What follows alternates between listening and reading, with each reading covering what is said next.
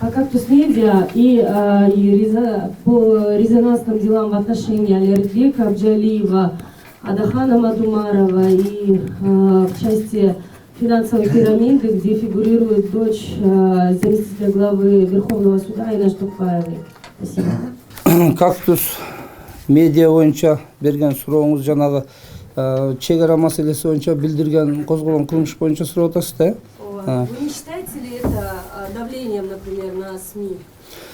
Мен тереңирээк түшүндүрүп туруп сурооңузга жооп берейин. Бул аталган кылмыш козголгон бизден 1-май райондук прокуратурасы тарабынан. Бишкек шаардык прокуратурасы бүгүн тергөө амалдарын жүргүзүүдө. Экспертиза чыгаруу үчүн менимче токтом дайындалган, жооп бүгүнкү күндө алына элек.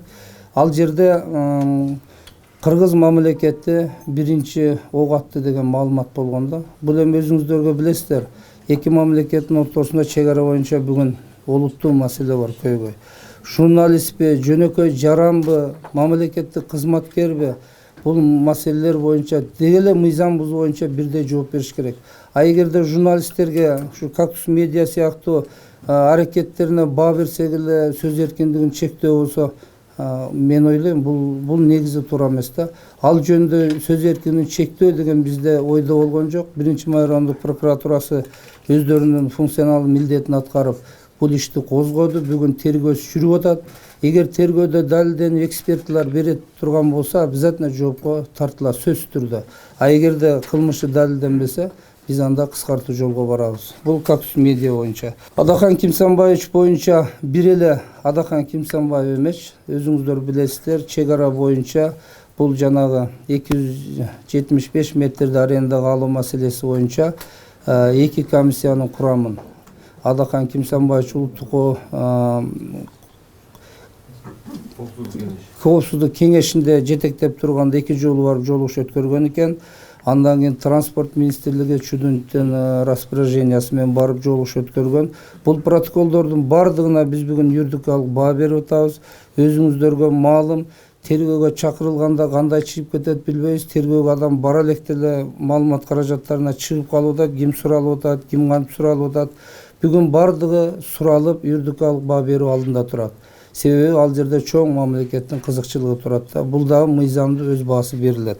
Ал эми Токпай боюнча, финансый пирамида боюнча башкы прокуратурага 100дөн ашык жарандын арызы менен арызы кайрылган.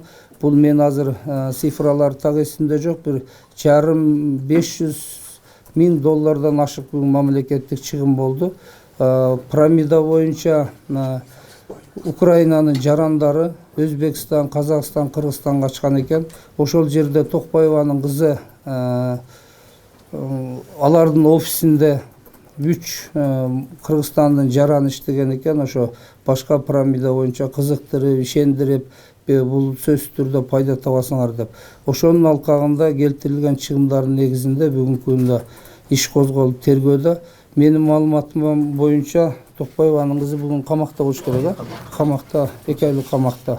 Тергөө аракеттери жүрүп атат. Бирок өзүңүздөр билесиздер, пирамида боюнча юридикалык баа бериш тергөө органдарынын аябай кыйынчылыкка турат. Себеби уюштурган адамдар, чет өлкөнүн жарандары, биз аларды кармап калганга мүмкүнчүлүгүбүз болгон жок. Себеби арыз каттап, иш козгоп аларды текшерип баштаганда чыгып кеткенде 15 күндөн ашып кеткен экен. Алардын бир жараны Өзбекстанда бүгүн камакта отурат. Биз каттарды жөнөтүп, өзүдүн бар эл аралык келишимдердин негизинде сурак кылууга же бизге убактылуу берип турууга аракеттер жасап атабыз, бирок ал тилекке каршы азырынча жыйынтык жок. Менин эжем дагы Ошто менчик өзүнүн клиникасы бар, бир 15 койкалуу. Иштеткенине 15 жылдан ашып кетти. Ал да өзүнүн уулу менен барып жазылган экен. Чыгым бир 30 миң доллардан ашык жазылып, пайда таап жазылып алган экен. Бүгүнкү күндө маалыматтар чыгып иш козгогондо мен өзүм жеке кайрылып айттым, арыз жазыңыз.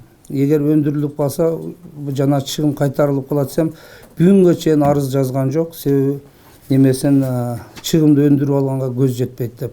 Ал эми көз жетпесе дагы бизге чара колдонуп бергиле деген жарандар бүгүн каалаган бүгүнкү күнгө чейин арыз токтой элек. арыз келип түшүп атат, каттап атабыз. Ким күнөөлүү, ким уюштурган, биздин жарандар эмне себептен алардын 15 күн мурун телефон сүйлөшүүлөрүн уккан экен, Кыргызстандан чыгып кеткиле, иштерди токтотобуз деп. Ошону билип туруп да жана офистеги адамдар кайрадан кыргыз жарандарын жаздырышкан да. Ошол себептен бүгүн тергөө аракеттери жүрүп атат.